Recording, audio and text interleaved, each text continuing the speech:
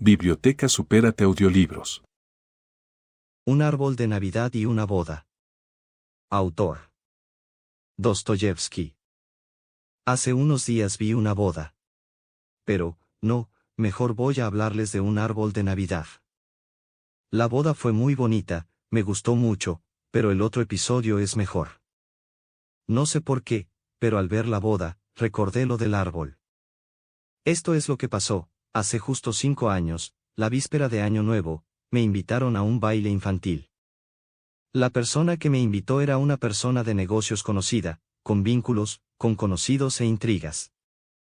Así que se podía pensar que un baile infantil era un pretexto para que los padres hicieran corrillos, y conversaran sobre otros asuntos más interesantes de una forma inocente. Casual, accidental. Yo era un extraño allí, no tenía asuntos, así que pasé la velada bastante a mi aire. Había otro señor que parece que tampoco tenía ni padre ni madre, pero que, como yo, había acabado en esta felicidad familiar. Fue el primero en quien me fijé. Era un hombre alto, tirando a delgado, muy serio, muy correctamente vestido. Pero se veía que no estaba ni para fiestas ni para felicidad en familia. Cuando se apartaba en algún rincón, enseguida dejaba de sonreír y arrugaba sus cejas pobladas y negras. No conocía a nadie en el baile, excepto al anfitrión. Era evidente que se aburría muchísimo, pero que iba a mantener con valentía, hasta el final, su papel de hombre completamente divertido y feliz. Después me enteré de que era un señor de la provincia y que tenía un asunto decisivo, intrincado, en la capital, que traía una carta de recomendación para nuestro anfitrión. Y que éste le había ofrecido su amparo no con amores y que lo había invitado al baile por cortesía. No jugaba a las cartas, no le ofrecían cigarros, nadie le daba conversación, quizá porque le habían visto el plumero. Y por eso nuestro señor se vio obligado a pasarse toda la velada atusándose las patillas, para tener las manos ocupadas. Las patillas estaban, en realidad, bastante bien. Pero él las atusaba con tanto celo que, al verlo, uno podía pensar que las primeras en ver la luz habían sido, sin duda, las patillas y que solo después les habían añadido un señor para que las atusara. Aparte de esta figura que participaba de tal forma en la felicidad familiar del anfitrión, que tenía 5 niños bien alimentados, también me llamó la atención otro señor. Pero era de una naturaleza muy diferente. Se trataba de todo un personaje. Se llamaba Julián Mastakovich. A primera vista se podía ver que era el invitado de honor y que tenía la misma relación con el anfitrión que éste con el señor que se atusaba las patillas. El anfitrión y su señora le hablaban con muchísimos miramientos, le ofrecían de beber, le agasajaban, le llevaban a sus invitados para alguna recomendación. Pero a él no lo llevaban a conocer a nadie. Reparé en que al anfitrión le brillaron los ojos de emoción cuando Julián Mastakovich se refirió a la velada diciendo que pocas veces pasaba el tiempo de una forma tan agradable. Yo empecé a sentir algo de miedo en presencia de una persona así y por eso, después de tranquilizarme mirando a los niños, me fui a un pequeño salón que estaba completamente vacío y me senté en el cenador de flores de la dueña, que ocupaba casi la mitad de la estancia. Todos los niños eran increíblemente agradables y no querían ni por asomo ir con los mayores, a pesar de todos los avisos de institutrices y madres. Habían desmontado el árbol en un abrir y cerrar de ojos, por completo, hasta el último dulce. Y les había dado tiempo a romper la mitad de los juguetes antes de averiguar para quién era cada uno. Había un niño especialmente encantador, de ojos negros y pelo rizado, que no quería más que dispararme con su escopeta de madera.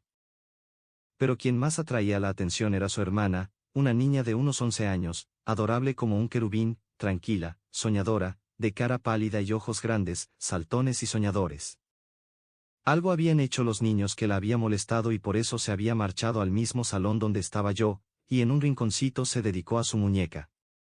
Los invitados señalaban con respeto a un rico rentista, el padre de ella, y alguien indicó en susurros que se le había reservado una dote de 300.000 rublos. Yo me volví para observar a quienes sentían curiosidad por esa circunstancia y mi mirada cayó sobre Julián Mastakovich, quien, con las manos a la espalda y la cabeza ligeramente ladeada, parecía prestar extraordinaria atención a la vanilocuencia de esos señores. Después no pude dejar de sorprenderme ante la sabiduría de los anfitriones al repartir los regalos de los niños. La niña que ya tenía 300.000 rublos de dote recibió la muñeca más valiosa. Después siguieron con los regalos en orden descendente, según iba descendiendo el rango de los padres de todos esos felices niños. Por fin el último niño, un crío de unos 10 años, delgadito, pequeño, pecoso. Pelirrojo, recibió solo un librito de narraciones con comentarios sobre la majestuosidad de la naturaleza, sobre las lágrimas de ternura y cosas así. Sin dibujos y sin viñetas de adorno siquiera. Era el hijo de la institutriz de los hijos de los anfitriones, ella una viuda pobre, él un niño sumamente temeroso, asustadizo. Llevaba puesta una chaquetita mísera de nankín. Tras recibir el libro, pasó un buen rato merodeando alrededor de los otros juguetes, tenía unas ganas terribles de jugar con los otros niños, pero no se atrevía. Era evidente que ya había sentido y comprendido su situación. Me gusta mucho observar a los niños. Es extraordinariamente curiosa su primera manifestación independiente de la vida. Me di cuenta de que el crío pelirrojo estaba hasta tal punto seducido por los valiosos juguetes de los otros niños, sobre todo por el teatro, donde sin duda le gustaría tener algún papel, que decidió rebajarse. Con una sonrisa se lanzó a jugar con los niños, le dio su manzana a un crío pequeño y regordete que tenía un pañuelo lleno de golosinas. Y hasta se decidió a llevar a uno a caballito con tal de que no lo echaran del teatro. Pero al poco un granuja lo sacudió de lo lindo. El niño no se atrevió a llorar. Entonces apareció la institutriz, su madre, y le ordenó que no molestara a los niños que jugaban. El niño entró al salón donde ya estaba la niña. Ella dejó que se quedara allí y los dos se aplicaron a adornar a la valiosa muñeca. Yo llevaba media hora entre la yedra del senador y casi adormecido bajo los mínimos susurros del niño pelirrojo y de la niña bonita con una dote de 300.000, entretenidos con la muñeca, cuando en la estancia entró Julián Mastakovich. Había aprovechado el escándalo de la discusión de los niños para salir discretamente del salón. Yo había reparado en qué momentos antes había estado hablando muy entusiasmado con el padre de la futura novia rica, al que acababa de conocer, sobre la superioridad de cierto empleo sobre otro. Ahora estaba meditando y parecía contar algo con los dedos. 300.000. 300.000. Susurraba. 11. 12. 13. Etc. Hasta los 16 son 5 años. Pongamos que a un 4% serían 12, por 5 son 60, y por estos 60. Bueno, pongamos que dentro de 5 años hará un total de 400. Vaya. Pero ese pícaro no presta a un 4%. Quizá cobre un 8 o un 10. Bueno, serían 500, al menos habrá 500.000, seguro. Bueno, y sobras para trapitos. Terminó sus meditaciones, se sonó e iba a salir de la estancia cuando, de pronto, se fijó en la niña y se detuvo. A mí no podía verme por los tiestos de plantas. Me pareció que estaba realmente agitado. O los cálculos le habían afectado o había sido otra cosa, pero se restregaba las manos y no podía parar quieto. La agitación aumentó nec plus ultra cuando se detuvo y dirigió una mirada diferente, resuelta, a la futura novia. Hizo ademán de acercarse, pero primero miró a un lado y a otro. Después, de puntillas, como si se sintiera culpable, empezó a acercarse a la niña.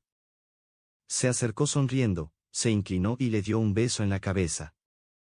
Ella, que no esperaba el ataque, gritó asustada. ¿Qué está haciendo aquí, querida niña? Susurró, mirando a su alrededor y acariciando a la niña en la mejilla. Jugamos. Ah, sí. Con él. Julián Mastakovich miró de reojo al niño. ¿Por qué no te vas al salón, guapo? Le dijo. El niño guardaba silencio y lo miraba fijamente. Julián Mastakovich de nuevo miró a su alrededor y de nuevo se inclinó hacia la niña. ¿Y qué es esa muñeca que tiene, querida niña? Preguntó. Una muñeca, respondió la pequeña, haciendo un mohín y enrojeciendo ligeramente. Ah, una muñeca. Y, ¿sabe, querida niña, de qué está hecha su muñeca? No. Susurró la pequeña y bajó la cabeza del todo. De trapos, bonita.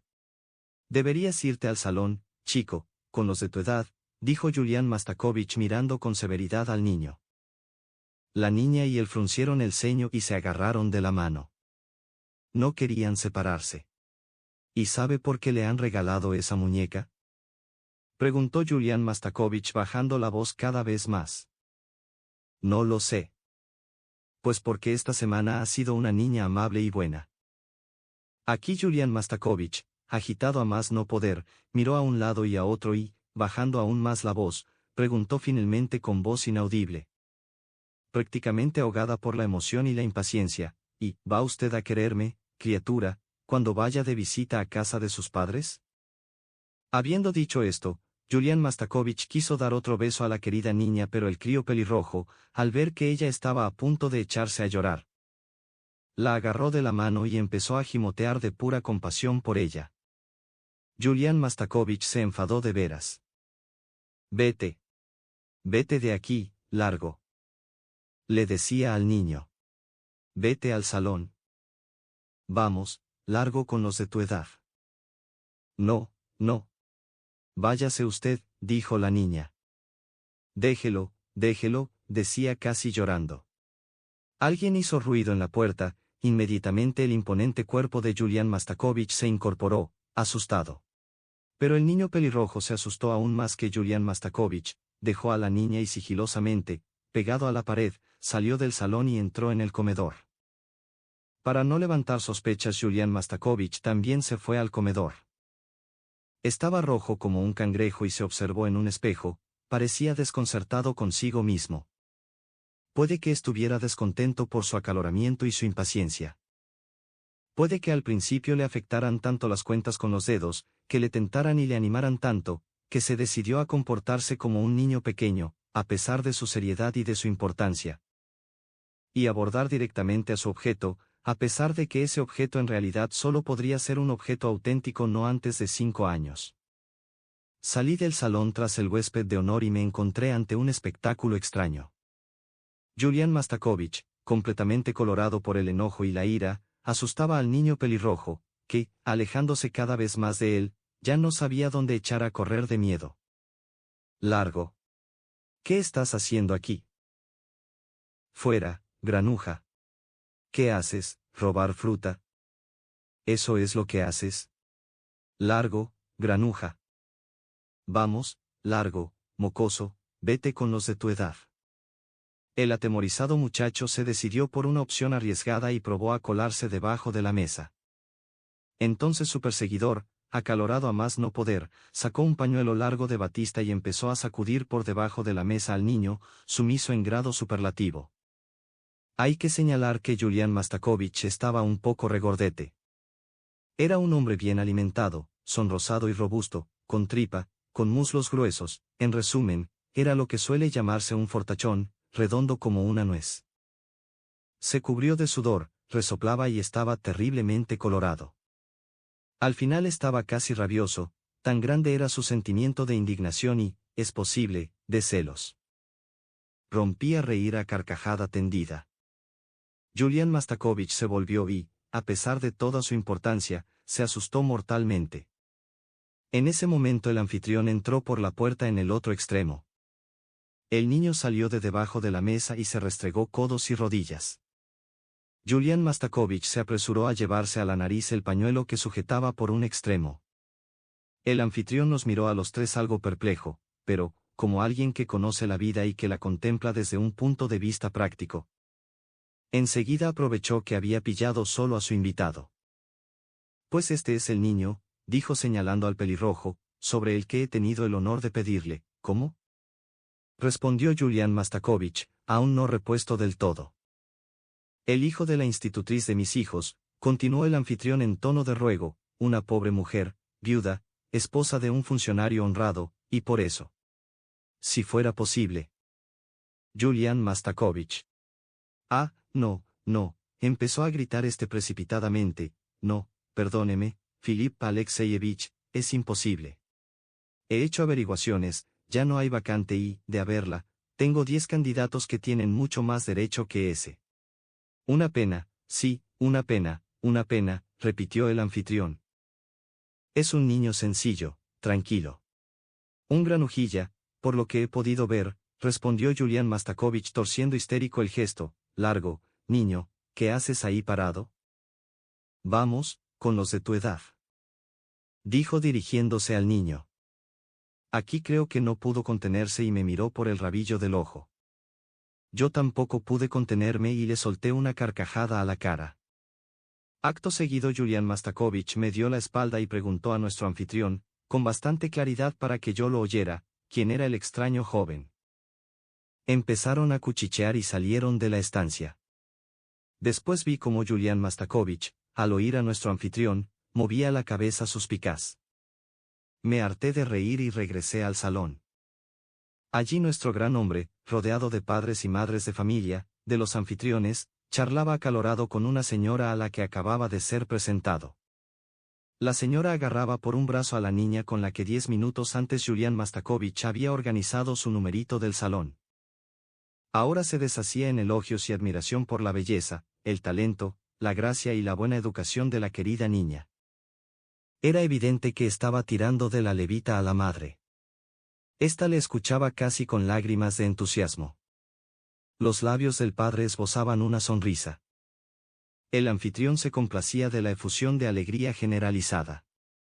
Todos los invitados la sentían, incluso los juegos de los niños cesaron para no dificultar la conversación. El aire estaba impregnado de veneración. Después oí a la madre de la niña interesante pedir, tocada en lo más hondo de su corazón y con fórmulas seleccionadas, a Julián Mastakovich que le concediera un honor especial. Que obsequiara a la familia con su valiosa amistad. Oí el entusiasmo auténtico de Julián Mastakovich al aceptar la invitación y después a los invitados, que, al dispersarse en varias direcciones, tal como exigía el decoro, se deshacían en elogios conmovedores al rentista, a la rentista, a la niña y, sobre todo, a Julián Mastakovich. ¿Está casado ese señor? Pregunté casi en voz alta a uno de mis conocidos, el que estaba más cerca de Julián Mastakovich. Este me lanzó una mirada penetrante y rabiosa. No, respondió mi conocido, profundamente afectado por una torpeza que yo había cometido a sabiendas. Hace poco pasé por delante de la iglesia me dejaron estupefacto la muchedumbre y la gran cantidad de gente que llegaba en carruaje. Fuera se hablaba de una boda. El día estaba gris, empezaba a lloviznar, me colé tras la multitud en la iglesia y vi al novio. Era un hombre pequeño, redondo y bien alimentado, con tripa, muy engalanado. Corría, se alteraba, disponía. Por fin se oyó un murmullo, traían a la novia. Me abrí paso entre el gentío y vi a una belleza encantadora que apenas acababa de alcanzar su primavera. Pero la bella joven estaba pálida y triste. Tenía la mirada perdida, incluso me pareció que sus ojos estaban enrojecidos por lágrimas recientes. La severidad clásica de cada uno de los rasgos de su cara añadía cierta trascendencia y solemnidad a su belleza. Pero, a través de esa severidad y trascendencia, a través de su tristeza, todavía afloraba el primer semblante infantil, inocente. Reflejaba algo extremadamente inocente, algo transitorio, joven, algo que parecía implorar sin pedir, por sí mismo, clemencia. Decían que apenas había cumplido los 16. Contemplé con atención al novio y, de pronto, reconocí en él a Julián Mastakovich, al que llevaba sin ver justo 5 años. La miré a ella. Dios mío. Empecé a abrirme paso para salir cuanto antes de la iglesia. La muchedumbre comentaba que la novia era rica, que la novia tenía una dote de 500.000. Y algo más en ropa. Pues los cálculos los hizo bien, pensé yo ya en la calle.